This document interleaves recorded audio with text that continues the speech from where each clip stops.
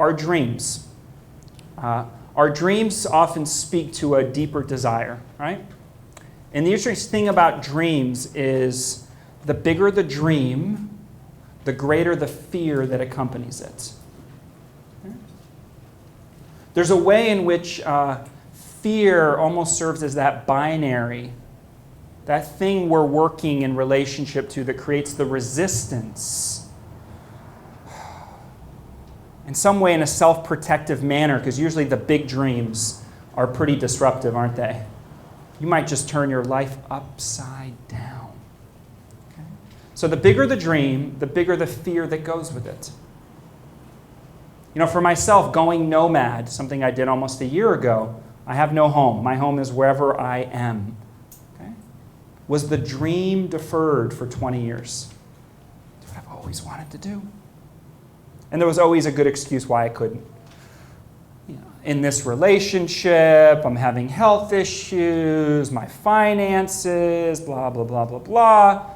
Okay? And we hold our dreams out like this, right? Just out of arm's reach.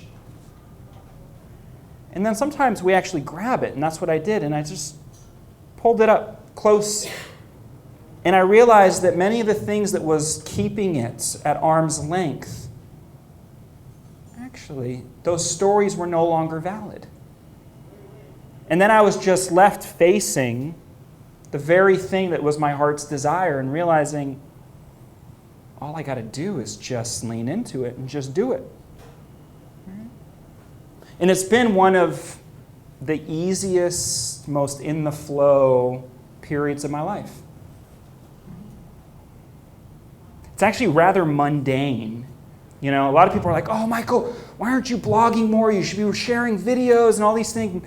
I have wonderful experiences, but they're just kind of my everyday. It's like, all right, I'm in Sydney today, and you know, a couple months ago I was in Bangalore, and I just take it as it is.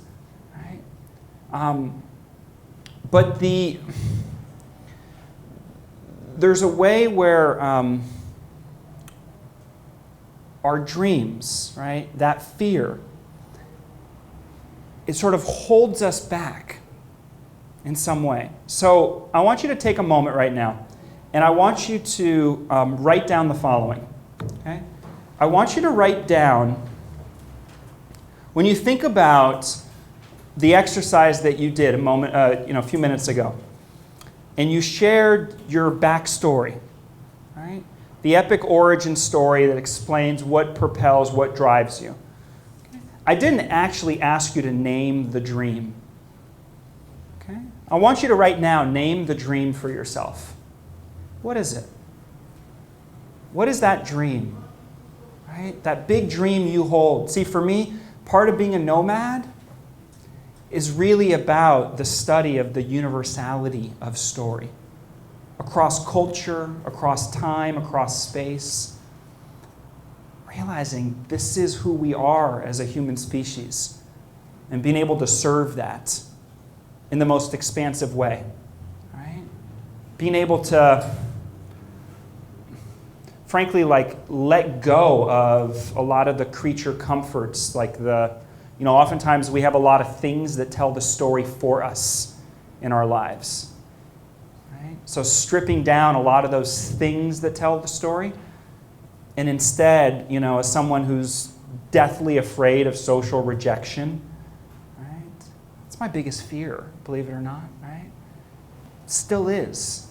And for me to figure out how to be home anywhere I am in the world, right? That's the practice. And as I do that, I'm able to share gifts and receive your gifts. So what's your dream? What's the thing, when you think about the thing that's propelling you, what is that dream? Okay? So just name the dream. Okay? What is the dream? And what are the obstacles? What are the obstacles or the constraints that stand in the way of that dream? And for any of you who might feel overwhelmed with the idea of God, what's the big dream? narrow the range. Right? Maybe the dream for you is about publishing a book. Maybe the dream is about a community project that you want to champion. Okay? Don't worry about having to have, the fundamental arc and dream of your life all figured out. Just narrow the range if you need to. Okay? What is something in your heart's desire? And what stands in that way? I've got one last question for you. So, you've named the dream. You've named some of the obstacles or challenges that stand in the way. Third question is, what is the path of least permission? What is the path of least permission?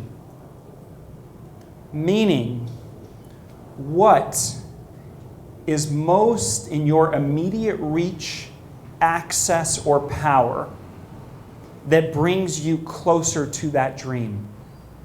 What is it that you can do that doesn't require permission from outside parties in order for you to nurture the seeds of that dream? What can you do in the most humble way, most simple way? What's the path of least permission that can help bring that dream into a more tangible, material form? Even if it's just a seed of the dream, even if it's version 0.001 alpha beta of the full manifestation of that dream. What's the little baby version of expressing that dream? The path of least permission. I know it's a bit unfair to ask you to talk about your dreams and the thing that stands in the way in the path of least permission in 60 seconds or less. I mean, really? Okay. But just notice what happens when you look at your story, the thing that is of your greatest desire, and recognizing there's always a complication. Right? That's what makes the story. Right? Desire versus complication. But then to ask yourself, where do you have choice? Where do you have choice amongst all these constraints? Where do you have choice? Where do you have influence? Where do you have the ability to move towards that story? Right? Because otherwise, there's ways where whatever those constraints that we're in, we can make ourselves a victim within that story too, right? And we all have constraints. The constraints of, well, I've got a family to feed, and the constraints of, who's going to hire me at the age of 57? There's all sorts of constraints that are all of the things that come up in our mind, right? That can sabotage that there might actually be a way we can get closer to the story. Right? And that's really, at the end of the day, what this is about. Right? The fact that you have a dream, right? Here in this beautiful land of the dream time, and that a story without an audience maybe doesn't exist. So that dream that you hold so precious, that is so deeply personal, who is witnessing that dream? When do you give yourself permission to articulate and name that dream? Who do you share that dream to? How often are you even sharing it with yourself? Much less somebody else. Because it's in our relationship to that dream, which, in the interesting ways, Robert Moss talks about this, who actually does a phenomenal teacher of conscious dreaming.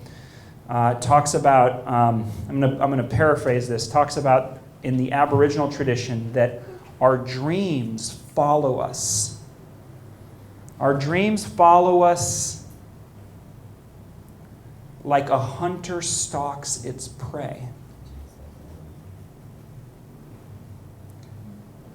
Our dreams are ever present.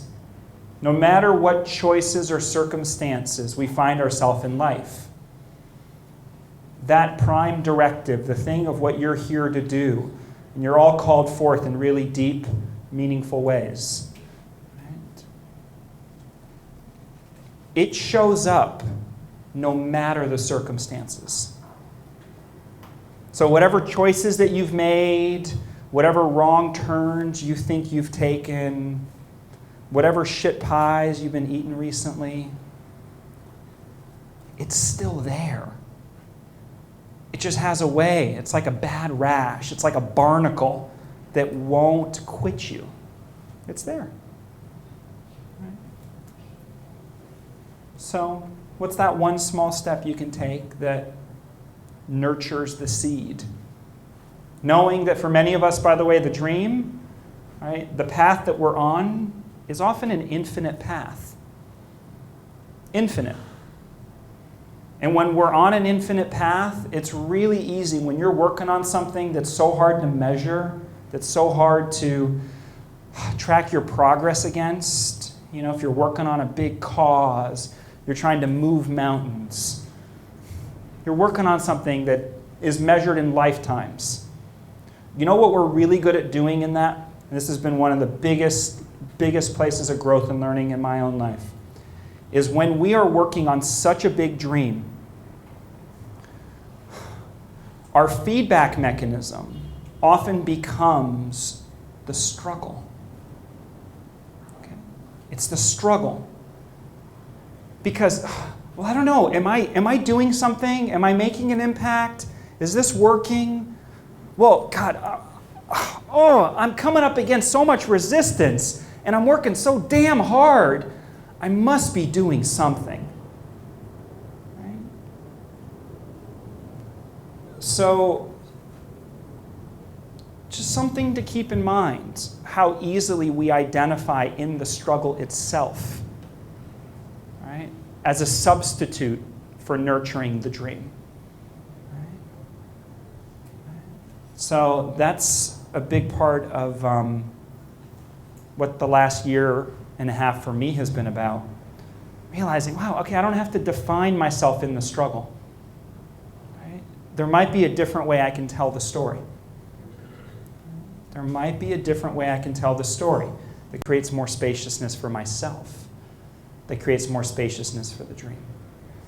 Tonight, and the journey that we're all on, where we're all learning how to really basically reclaim our humanity, like reclaim what is something that actually used to be reserved for the very few elites in society.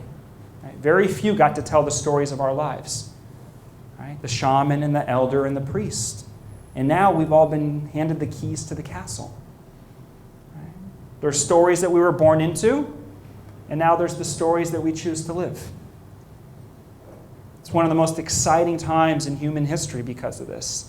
And it's also one of the most overwhelming and bewildering. Right? What the hell do I do with this? How do I work with this? If there's in any way, in any small, humble fashion that these narrative tools and frameworks can serve you personally and serve your communities, then, I've done my little part. Would love to learn from each of you as well in the remarkable work you're doing in your communities, because there's an infinite number of stories to tell. Thank you, guys.